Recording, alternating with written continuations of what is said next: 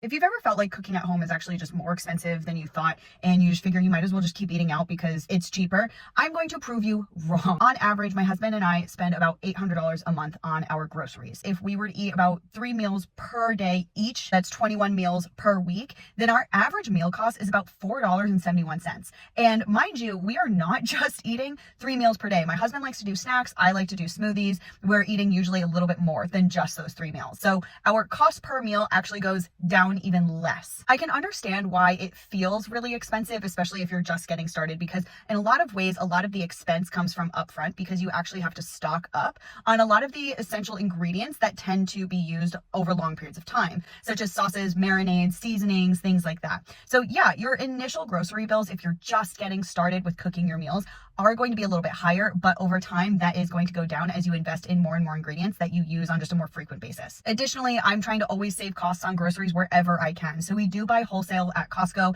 but even if I'm not at Costco, I usually try to buy value packs, especially of protein that can last us over longer periods of time and simply just bring our cost per unit down. I also clip coupons in an app for my grocery store. I also only buy store brand versions of products. I do not buy name brand in a lot of cases. And I also buy based on what's on sale and where I can get a good deal. Additionally, where I see people's costs get jacked up is when you do poor meal planning and poor meal prepping and your food is going to waste. So yeah, if you end up throwing away a lot of food at the end of the week, then your cost per meal is going up because you're wasting food. So if you're just getting started in this process, do not get discouraged by some of those initial grocery bills and just be smart with your meal planning and prepping. Be a little bit more disciplined in eating the food that you have at home and going out to eat less. And I promise you, you will actually save money by cooking more at home.